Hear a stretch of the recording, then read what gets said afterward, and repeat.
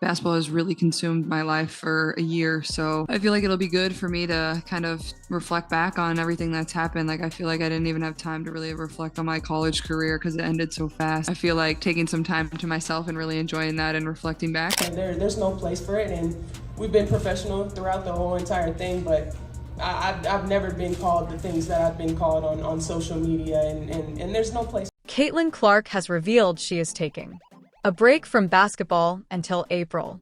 Meanwhile, Alyssa Thomas spoke out about the slurs she received from Caitlin.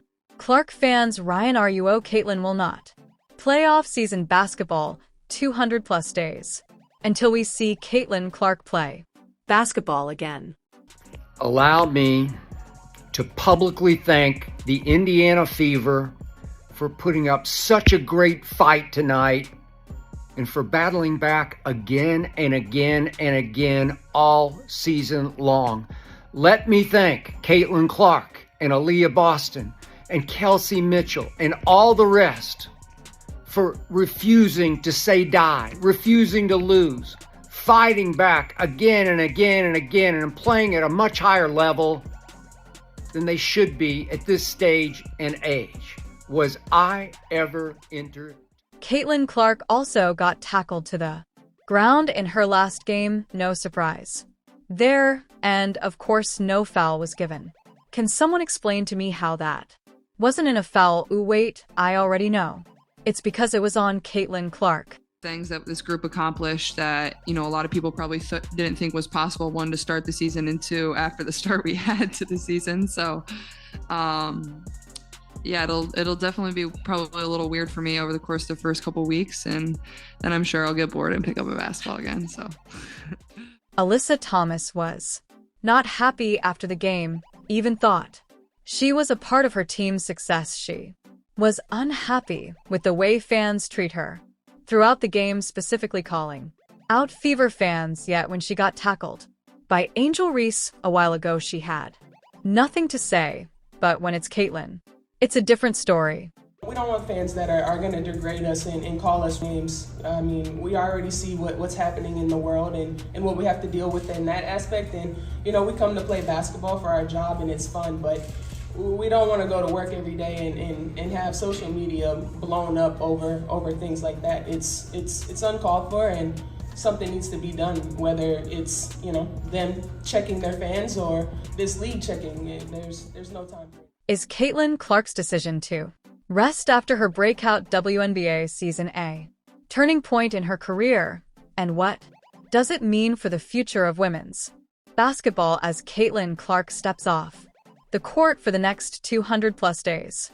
Fans and analysts alike are left wondering how her absence will affect not only the Indiana Fever, but also the WNBA as a whole. Caitlin's decision to prioritize rest over playing overseas or 3v3 basketball signals a shift in her approach to her career. But what does this mean for the WNBA's future, viewership, and the overall impact on women's sports? Caitlin has given herself a well-deserved break, a move that surprised some, but is entirely understandable given her heavy workload.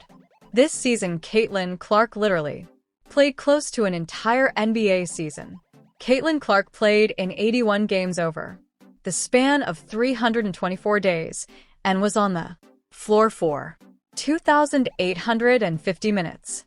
Clark now has 761 points, breaking the record once held by Simone Augustus. However, there is a caveat. Augustus set the mark back in 2006 when the WNBA regular season was just 34 games.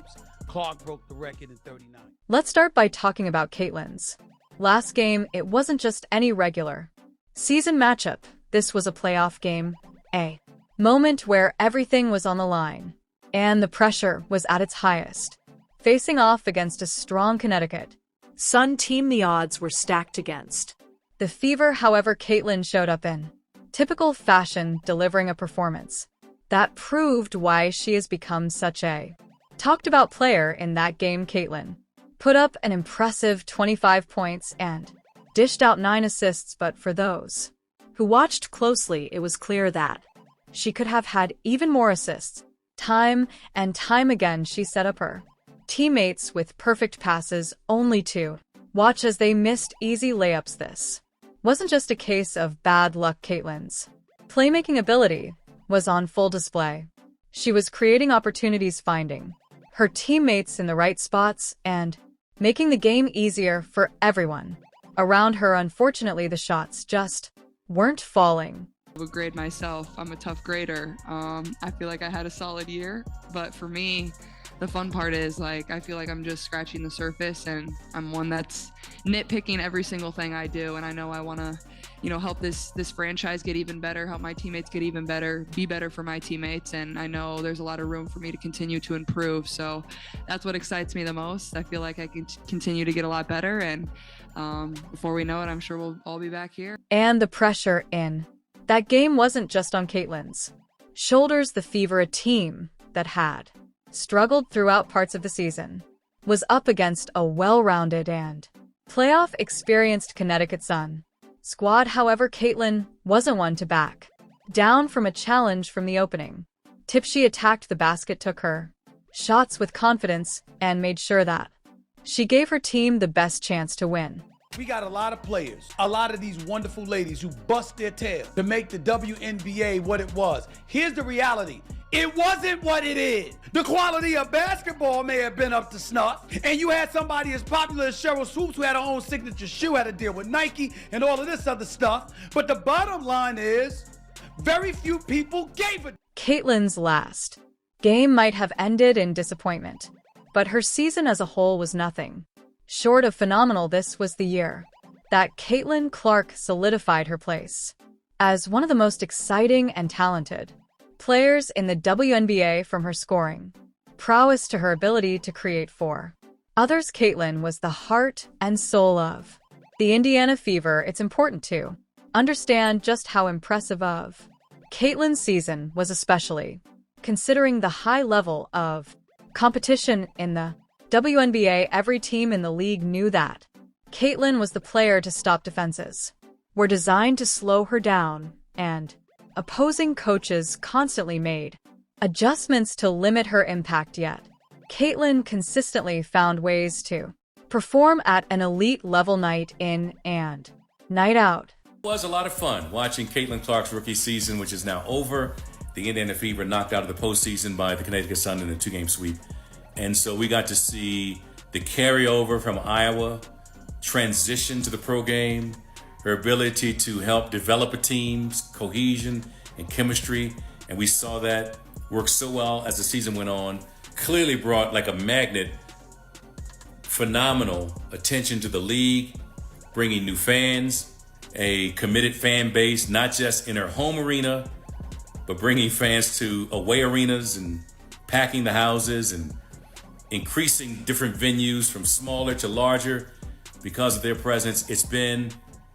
Caitlyn's ability to score from deep range is perhaps one of her most notable attributes. She has an uncanny ability to hit three-pointers from well beyond the arc, and she does so with incredible efficiency. This forces defenders to play her tight, opening up driving lanes that she can exploit with her speed and ball handling skills. But Caitlyn isn't just a scorer, she's also one of the best playmakers in the league, regularly dishing out assists and getting her teammates involved in the offense. In fact, Caitlyn's playmaking is one of the reasons she stands out from other top scorers. While many players focus solely on putting points on the board, Caitlyn has a unique ability to see the floor and make the right pass at the right time. Her 9 assists in her final game were a perfect example of this, and as mentioned earlier, she could have had even more had her teammates converted more of their opportunities. But beyond the numbers, what really set Caitlyn apart this season was her leadership. As a young player, Caitlyn took on a significant role for the Fever. She became the player that her teammates looked to in crucial moments, whether it was hitting a big shot in the closing minutes or making a key defensive play. Caitlyn was always there when her team needed her the most. This leadership, combined with her on-court talent, made her one of the most important players in the WNBA this year. think it's really just the fans, her fans, the Iowa fans, now the Indiana fans that are like, they ride for her. And I respect that respectfully, but sometimes it's very disrespectful. I think there's a lot of racism when it comes to it, and I don't believe she stands on any